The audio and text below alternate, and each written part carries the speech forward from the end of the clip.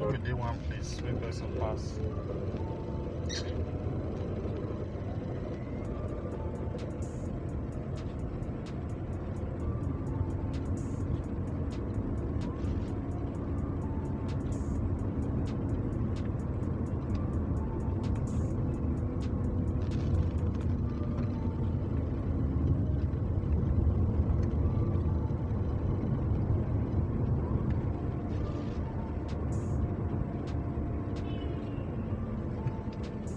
Branch now if you want branch. Why the Jones now?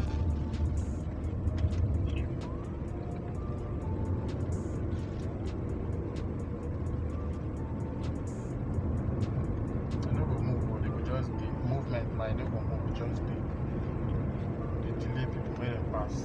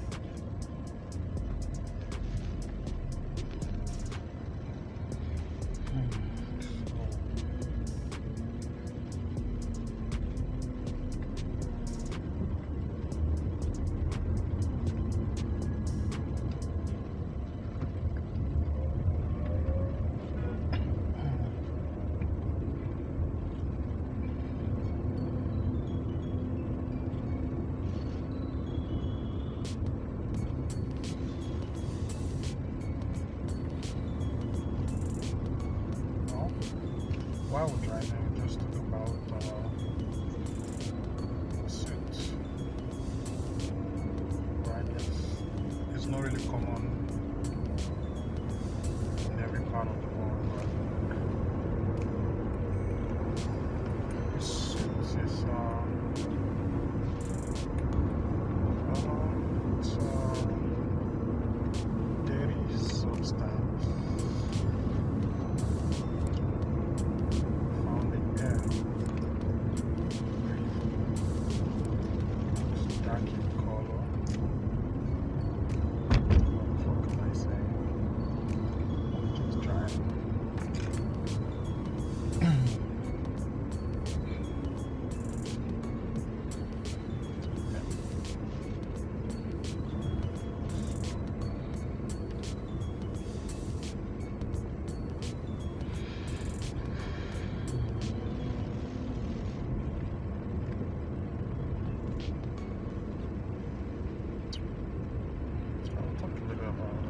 Octane Booster. It's an Octane Booster, just an additive added to premium motor spirits or fuel or petrol or gasoline. So what does it do? It just helps increase your run number, makes your fuel burn slower, produce more power to your engine. A little description about that. So how do we increase or produce octane boosters? Well, some methods that you use acetone. Some people say use acetone, some people say use a combination of various additives with high run number.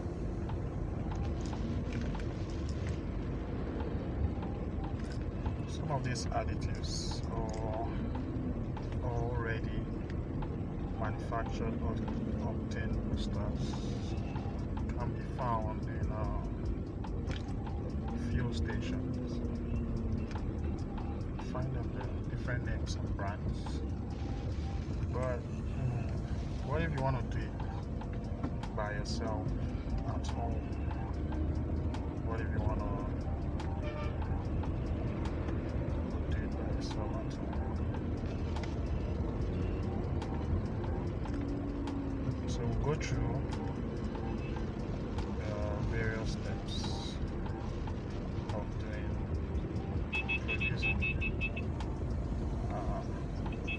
producing an octane booster for your daily car, sports car, or kind of vehicles. But boosts, you can do that step one. It's quite easy though, but you must be sure to use the right calculations. So it's a 60-40 ratio or 70-30 ratio. Yeah. When I mean 70-30 ratio or 60-40 ratio, that is the ratio of your fuel to the additive you want to boost. So, and most likely it's always the fuel that's greater, because you can't buy lots of additive. That would be way expensive. So, but it's 60-40 or 70-30. 70-30, fuel 70, your additive 30%. That will actually give you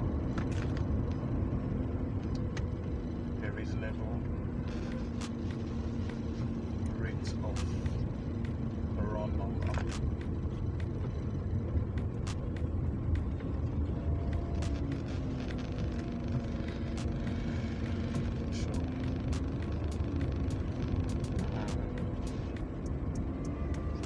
Understand this, do it this way.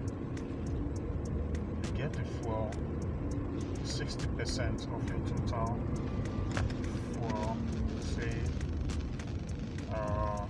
get 80 liters of fuel, or say, yeah, we'll be using liters instead of gallons, yeah, or ounces. For this example, so we do 60 liters of fuel, 80 liters of fuel.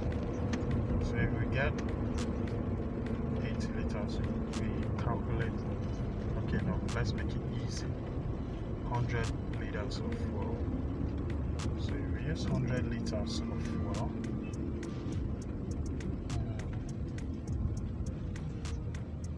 We'll take 70% will be 70 liters. So we get 70 liters.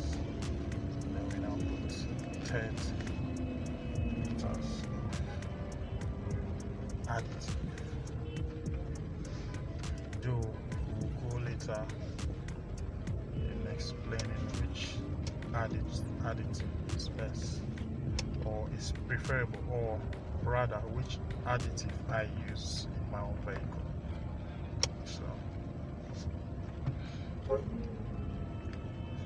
we do the mixtures of 30 liters of additive,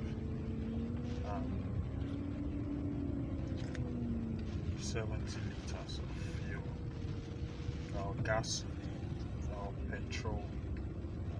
So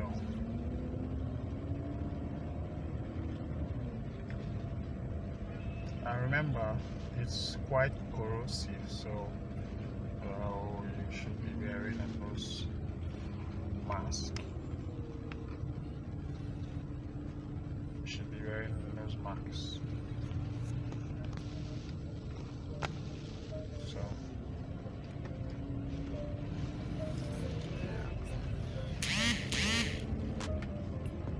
you try it that way. Nose masks to avoid inhaling the pungent smell of the additives to be mixed. So we'll go with 70 to 30. So now when you get the 70-30 additives, you mix it in a bigger gallon. Stir properly for even mixing of the additives. So after you stir, then add to the vehicle. Now, okay, no, before adding, there is something else. Normally, fuel already, it's okay, fuel and the additive. The additive has some corrosive nature. It has a corrosive nature. So what do we do to make it easy? We just add a little ounce of oil. I have different oil you can use. Not your cooking oil, still engine oil. They do say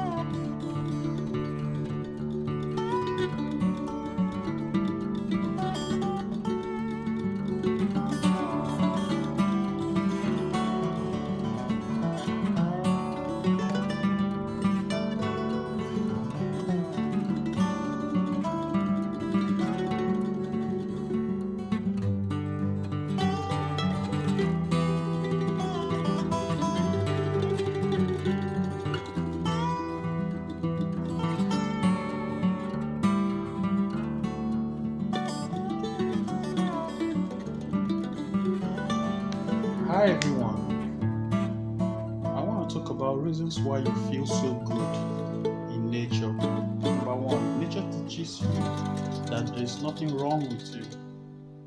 Consider when you're in nature, you don't have to look in the mirrors.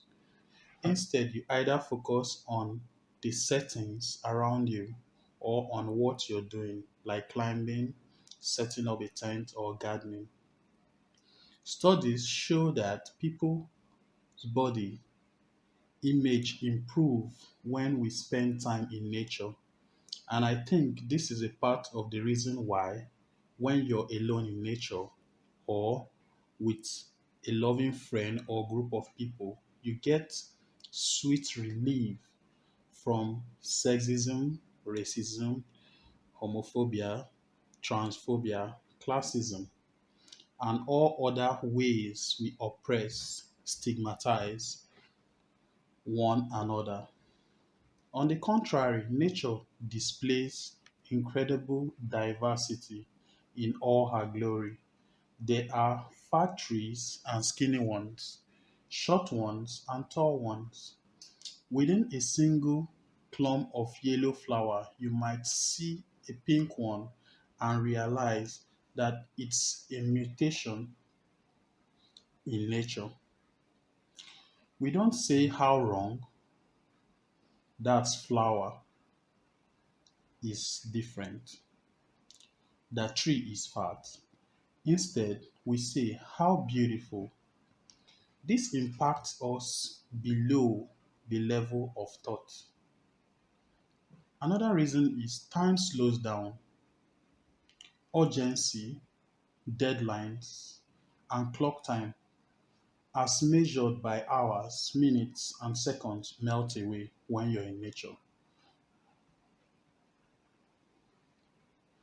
Clocks teach us to abandon nature, rhythm of our bodies, and the earth, and conform to a schedule rooted in our economic system. This creates a lot of stress in our daily lives too. On the flip side, nature models a healthier pace of life. Trees and plants grows slowly, deer grazing calmly, rabbits and squirrels scamper about, but this is their natural pace. Everyone is moving according to their natural rhythm, and you begin to do the same. Another reason too, nature models just enough sustainability. Our culture teaches us that we never have enough. We strive to make more money, buy more things, eat more delicious food. Mainstream culture also encourages us not to think about how this overconsumption affects other aspects of our life, such as sweatshop laborers who make our clothes, or the people and animals who depend on a climate imbalance. In contrast, ecosystems embody harmony and balance. Trees grow to a height that reflects the nutrients and water immediately available. Squirrels store the right amount of food to get them through the winter. Imagine how absorbed it will be if squirrels expected their collection of nuts to grow exponentially without any effort on their part, as we do with our environment. Quietly witness the balance and harmony is like salve in the wound of overconsumption. Okay, another reason too, you surrender comfort and control.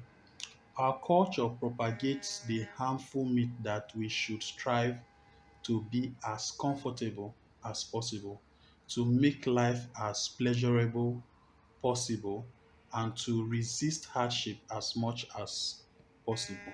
No myth has made us unhappier as a people.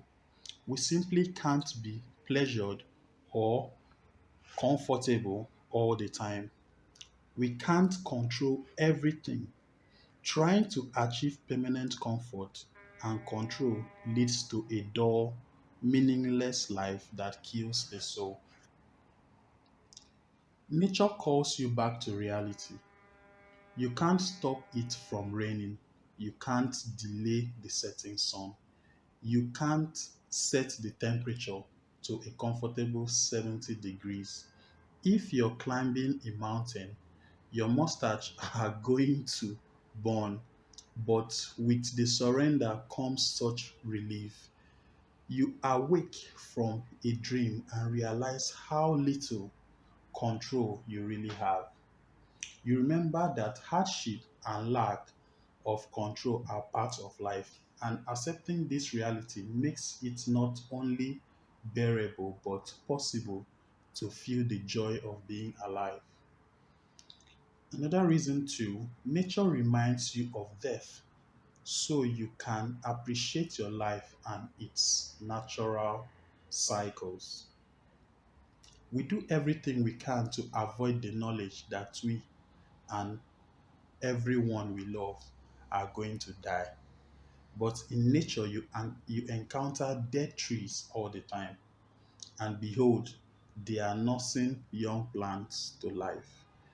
We walk through a burned area and see profusion of wildflowers thriving in the newly enriched soil. You might even see animal skulls and bone.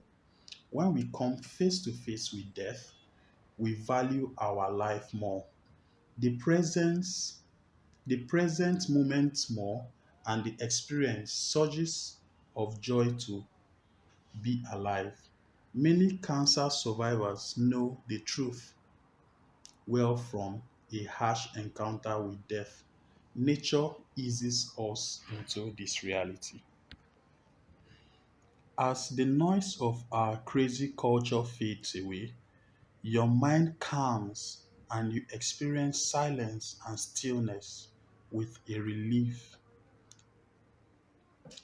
You behold the beauty of nature. How is such majesty possible?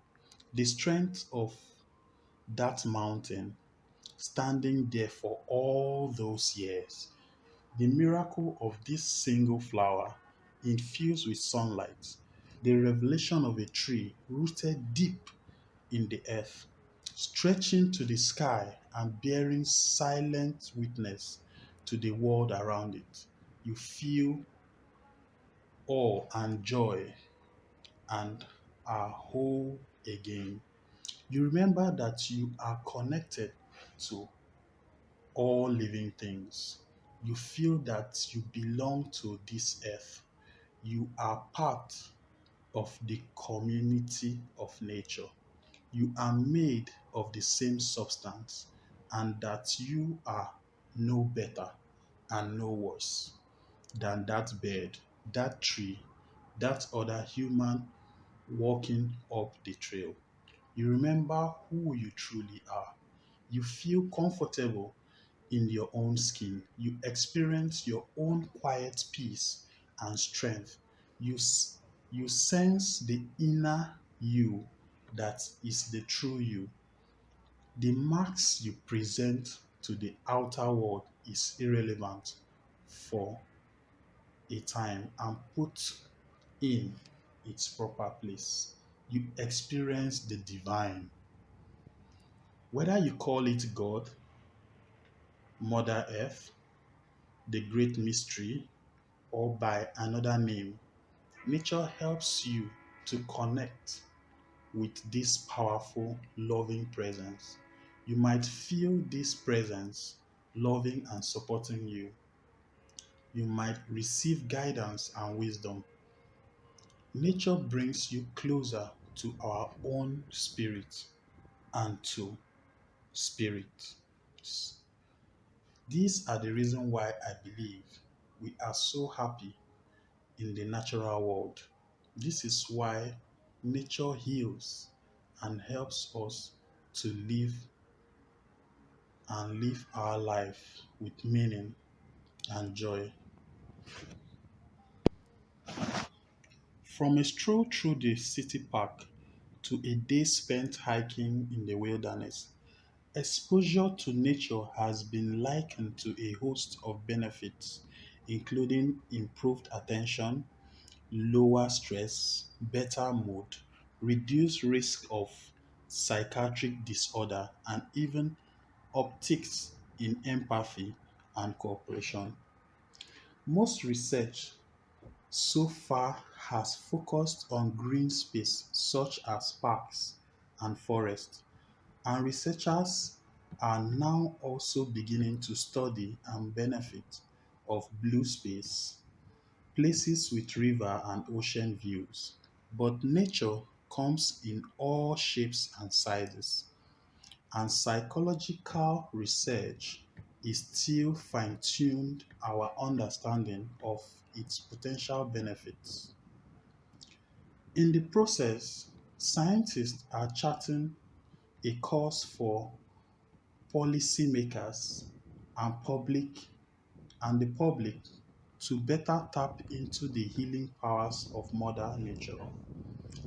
There is a mounting evidence from dozens and dozens of researchers that nature has been of benefit for both physical and psychological human well-being, says Lisa Nisbet, who studies connectedness to nature. You can't boost your mood just by walking in nature, even in urban nature. And the sense of connection you have with the natural world seems to contribute to happiness even when you're not physically immersed in nature. Spending time in nature can't act as a balm for our busy brains. Both correlational and experimental research have shown that interacting with nature has cognitive benefits. For instance, that green space near schools promote cognitive development in children and green views near children's home promote self-control behavior. Adults assigned to public housing units in neighborhoods with more green space show better attentional functioning than those assigned to units with less access to natural environments. An experiment has found that being exposed to natural environment improves working memory, cognitive flexibility, and attentional control, while exposure to urban environment is linked to attentional deficit. Okay, researchers have proposed a number of ideas to explain such findings. The biophilia hypothesis argues that since our ancestors evolved in wild settings and relied on the environment for survival, we have an innate drive to connect with nature. The stress reduction hypothesis posits that spending time in nature triggers a psychological response that lowers stress level.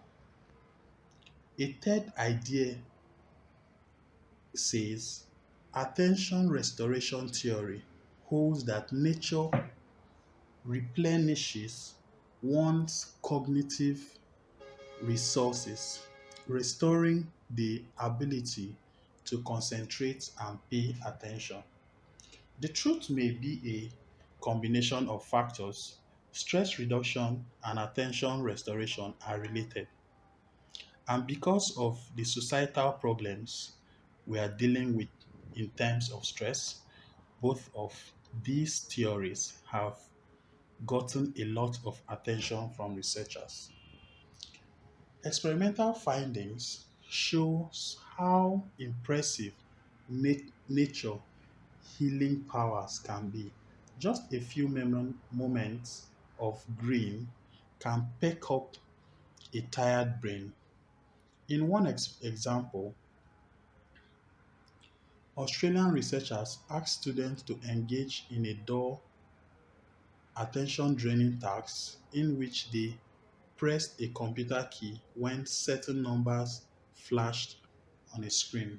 Students who looked out at a flowering green roof for 40 seconds midway through the task made significant fewer mistakes than students who paused for 40 seconds to gaze at a concrete rooftop. Even though it sounds, even though the sound of nature may be recuperative, Berman and his colleagues found that study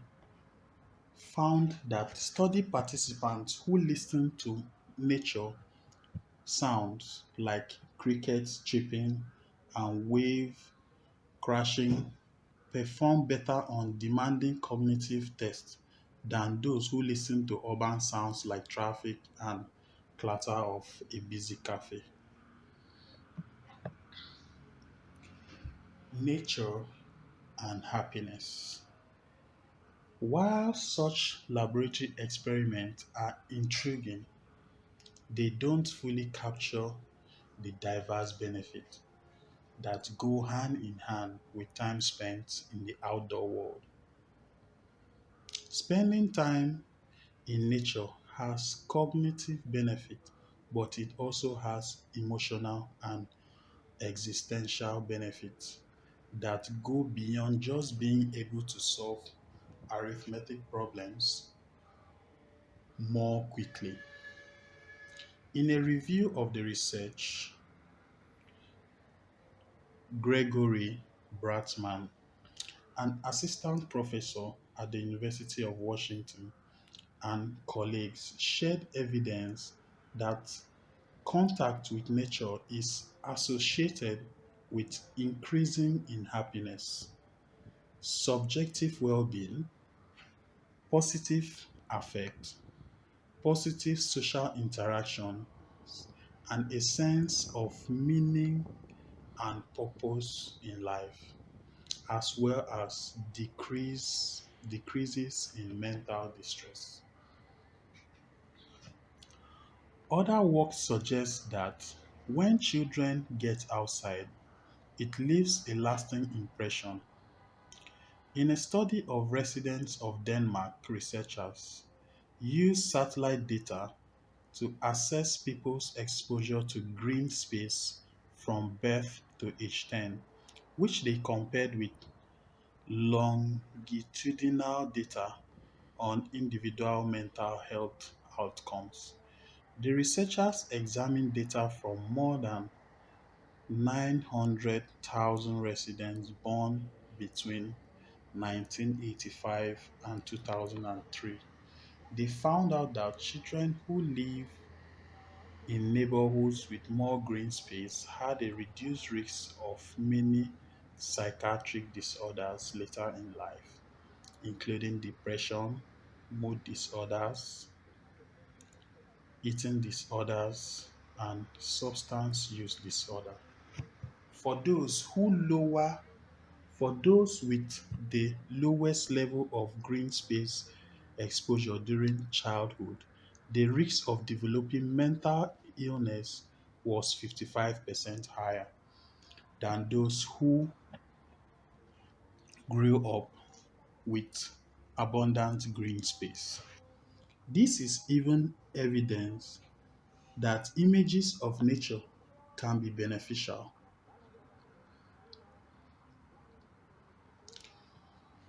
Okay, France and colleagues compared outcomes of people who walk outside in either natural or urban settings with those of people who watched videos of those settings. They found that any exposure to nature in person or via video led to improvement in attention, positive emotions, and the ability to reflect on a life problem. But the effects were stronger among those who actually spent time outside. More recently, scientists have begun exploring whether virtual reality nature experiences are beneficial. In a review of this work, Matthew White, an environmental psychologist at University of Exeter in England, and colleagues concluded that while the real deal is best, virtual reality can be a worthwhile substitute for people who are unable to get outdoors, such as those with mobility problems or illness. Now we can see that nature might also make us nicer to other people as well as to the planet.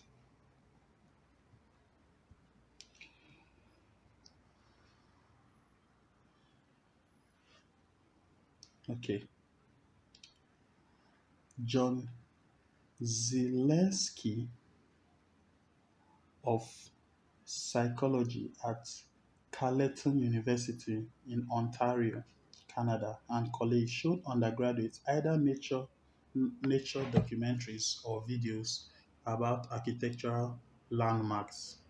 Then the participants played a fishing game in which they made decisions about how many fish to harvest across multiple seasons. Those who had watched the nature video were more likely to cooperate with other players and also more likely to make choices that would sustain the fish population. In another experiment, Zelensky and his colleagues found out that elementary school children acted more pro-socially to classmates and strangers after a field trip to a nature school than they did after a visit to an aviation museum. Those generous behaviors were attributed to students' mood. Zelensky and his colleagues found so it wasn't simply that spending time in nature made them happier and therefore more giving. Another plausible explanation is that the emotion of awe, there are some hints that awe is associated with generosity and nature can be a way to induce awe, he says. One of the things that may come from this is the feeling that the individual is part of a much bigger whole. A girl and a mother walking through a park. Be honest, how much time do you spend staring at a screen each day? For most Americans, that number clocks in at more than 10 hours, according to a 2016 Nelson Total Audience Report. Our increasing reliance on technology combined with a global trend toward urban living means many of us are spending even less time outdoors. Even as scientists compile evidence of the value of getting out into into the natural world. From a stroll through a city park to a day spent hiking in the wilderness. Okay, how does nature impact our well being? Researchers reveal that environment can increase or reduce. our well being, which in turn impact our bodies.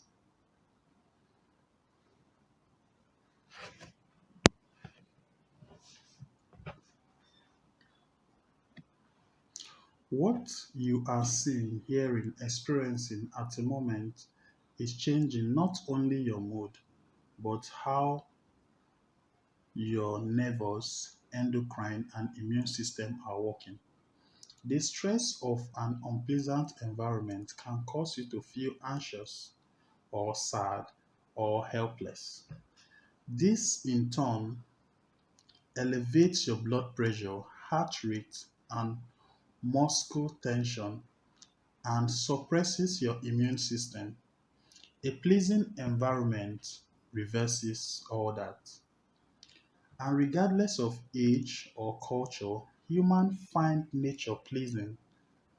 In one study cited in the book Healing Gardens, researchers found that more than two-thirds of people chose a natural setting to retreat to when stressed. Being in nature or even viewing scenes of nature reduces anger, fear, stress, and increases pleasant feeling. Exposure to nature not only makes you feel better emotionally, it increases your physical well-being, reduces blood pressure and heart rate, muscle tension, and production of stress-free hormones. It may even reduce mortality, according to scientists such as public health researchers Michelle. Research done in hospital, offices, and schools has found that even in a simple plant in a room can have a significant impact on stress